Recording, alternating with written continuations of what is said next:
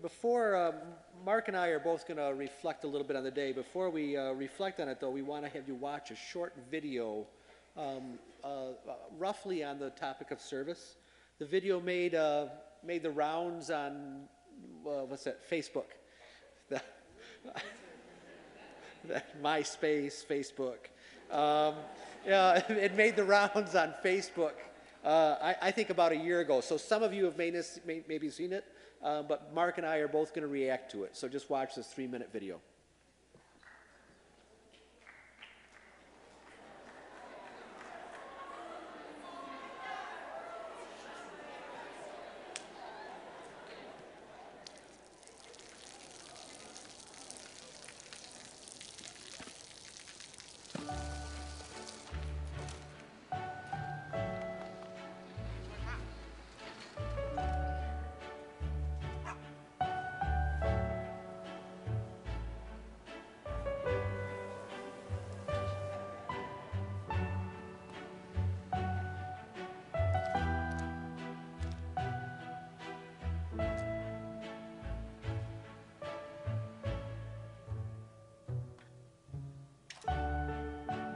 เขาจะได้อะไรถ้าเขาทำแบบนี้ทุกวัน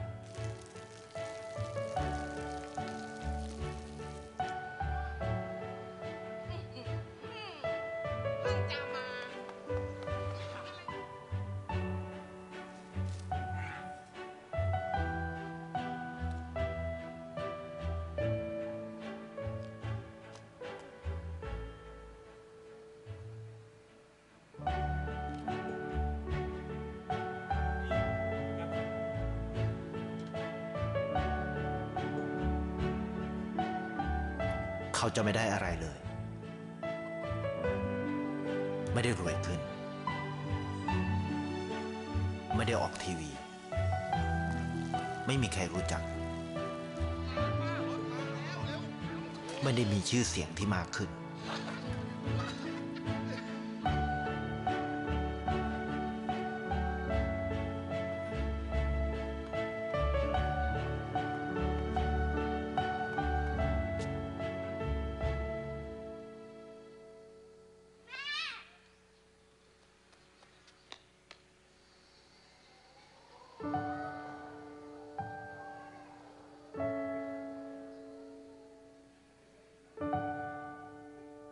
เพราะสิ่งที่เขาได้คือได้แค่ความรู้สึก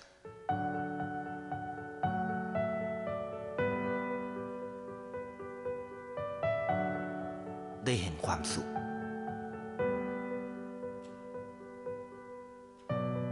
ได้เข้าใจ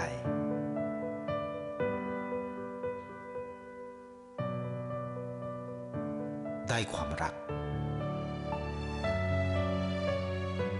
ได้ในสิ่งที่เงินซื้อไม่ได้ได้โลกที่สวยงามกว่าเดิม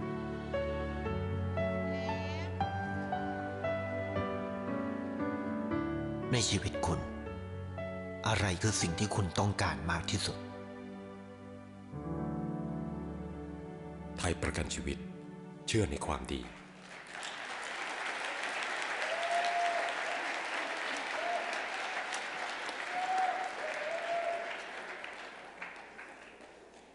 You catch the end of that, they're selling insurance, right? I think my response is that I think we laugh somewhat at the end of that because we already know, we've seen many commercials like this where they play on our emotions and just to sell us something. But I think also this resonates with a lot of people. Larry said that it was on Facebook. Larry, you're wrong on that. It was YouTube, actually. That's a new thing. Not new, but that may be new to you. It was actually viewed 33 million times, and it was shared over 500,000 times. And my question is, why? And I think, in part, it is because all of us, regardless of whether we know it or not, regardless of how broken and selfish we can become, we recognize pain and struggle in the lives of others when we see it. In the commercial, there's countless, but the homeless little girl, The struggling lady with the cart, the lady with the bananas, the dog, it's all of that. But now let's reflect on the real world. This morning, the deep feelings we have for the Zoerhoff family and the life that was taken so young. Perhaps this morning we also went to a place where people are hurting, where people were lonely, the hungry, the homeless, the child, the elderly. My point, we respond to things such as these things, our world around us, because God created us to respond to human suffering. He created our hearts to do so. But we also recognize goodness and kindness when we see it. We see the man in the commercial whose selfless love results in the little girl eventually being able to go to school, the lady who has trouble with her cart actually becoming his friend. Today, we recognize that John Zoerhoff's life left a legacy of love to his friends that came and to his family. And that as a result of that, we did something today. And while you serve, maybe you experience it yourself. Maybe not. But maybe you experience the kindness of a stranger, the smile of a child, a hug from the lonely. Maybe if you were alone in a group and you didn't have any kind of human interaction, maybe it was just the goodness of being with each other, working together for something bigger than ourselves. To be honest, there are those in this room who could see this day as a waste of time. I recognize that. Here's some things that people often say. I don't like my group. Our location wasn't fun. The work seemed to take not a lot of amount of time. It seemed meaningless or boring. The list goes on. I get it. I've heard it. But every once in a while, maybe even more, it is essential as people who try to live like Christ to look beyond ourselves, to put ourselves in places and perhaps with people that we may never be with given our own. To risk doing something uncomfortable for the sake of something greater is important. It's essential. This day of service reminds us that the world is filled with brokenness and healing and struggle and joy all intertwined. And even though it was just a day, maybe it sparked you to do something more. Maybe. And if you were, my encouragement is to tell somebody. Tell me. Say that you want to go back. Say that you want to start something. Do something about what you did today. During this time of Lent, we are asked to really take a look at who we are in relationship to God. Some of us give up things like chocolate or TV. All good things if done for the purpose that is good, perhaps. But here's another idea. If we really want to see Jesus, then maybe we need to continue to give up our hearts to those who really long to be loved, which, by the way, is all of us. Maybe it means keeping our hands open to those who need our hand, our help, which, by the way, is all of us as well. And finally, from the book of John, the story of Jesus' washing of his disciples' feet. I won't tell you the whole story, but there's one line that the story begins with that I absolutely love, and I think it applies to us every day of our life. John introduces the story by simply saying this, referring to Jesus. Having loved his own who were in the world, he loved them to the end. Having loved his own who were in the world, he loved them to the end. Think about that for a moment. Isn't that what we all want? To be loved to the end? This world includes you and me, needs people who will love each other to the end, regardless of where they live, regardless of where they are at in their lives. My prayer is that you become that person to someone. And when that starts happening, I believe that you will see Jesus. Thanks for your time and listening. Mr. Borst.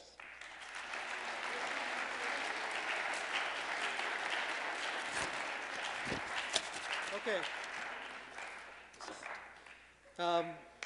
I had a different, I like Mark's response. I also wanted to respond to the video. I tend to think of things in terms of strengths and weaknesses. So I'm going to give 2 weaknesses of the video and then 2 strengths. One weakness I thought is this. All his good actions, none of them involve institutions. And I do think, if we think of what we helped today, it was all institutions that address some problem in society. And I really think that there's something to that, that institutions can make a significant difference. I remember a few years ago, a hurricane hit Central America, and a guy I knew thought that he would go down there and help some people. So he loaded up his truck and drove there, and he got his tools stolen, and it was just an incredibly disenchanting experience for him. He was not able to make much of a difference and felt ineffective. At that same time, I had another friend, a guy I knew, who worked for CRWRC, and he went down there, and he said, yeah, my job is to know how much plywood they need. And he can go there and estimate that they'll need 7 tons of plywood, and they need it delivered here, here, and here. And the logistical support of an institution can be very powerful. Now, if we just went and cleaned the offices of this place today, we made their life a little bit easier. So I think institutions are something we want to think about. Second thing I thought was a weakness of it is the video seemed to imply that we should expect good feelings and some success. And it seems to me that when we do service, our job is to not necessarily expect that everybody's going to be happy that we help. We're not going to change someone's day. We're not going to turn lives. We're not going to go in there and be heroes that overcome some great evil, and now we see ourselves as wonderful people. Our job is to serve. We may not see the effects of it. We may know that what we're doing is going to have very little effect. That doesn't change what we're called to do. Those are the two weaknesses of the little film.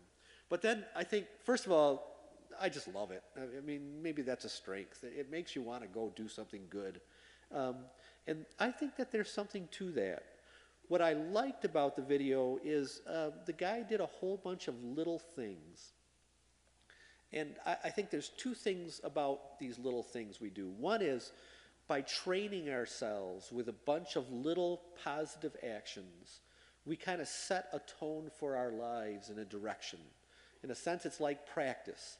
If I practice, I don't know, catching a ball, when the time comes, I get really good at it. If we practice little acts of kindness, holding the door for someone, picking up some trash in the hall, those little things, moving a plant so that it gets watered, helping someone with a cart, all those little things make a difference on me. They set a tone for my life. And the second thing is, these little things really do make a difference for people around you. There's a theory of policing. The police in the 70s and 80s used to focus largely on the big crimes, armed robbery and murder. And they tried to catch all those guys. And they thought they would be doing a good job if they could just rid the city of armed robbers and murderers. And then there was a couple sociologists that looked and said, listen, if you end up doing micro-policing, doing a bunch of little things, like keeping the subways clean, not allowing people to spit or chew gum on the subways, a bunch of little actions had a greater reduction in murders and armed robberies than trying to clean up all the murderers and armed robbers in the streets. And the theory of policing said this: if you don't take care of things, you can look it up on the internet, it's called the broken window theory. If you don't take care of the things around you, the people are going to think nobody cares about this place, and bad things will start to happen. Whereas if you keep it nice and orderly and you take care of the little things, a lot of the big problems seem to solve themselves. So even though I was washing chairs today, I thought we did a good job of chair washing. It's a small thing, but the next people that walk past that chair, they may think somebody cared a little bit about this place. It may make a slight difference. Lastly, the last part of the video is, I think it captured the verse of John Zoerhoff Day, the verse that's been part of the day since its beginning. And it's the verse that we have chosen to be our verse for the year. It says, listen, let us love. Let us love not in action, or let us love not in words or speech, but in truth and in actions. We've got to make this tangible at some point. And I think that's very powerful, and the video captured that. Thank you very much.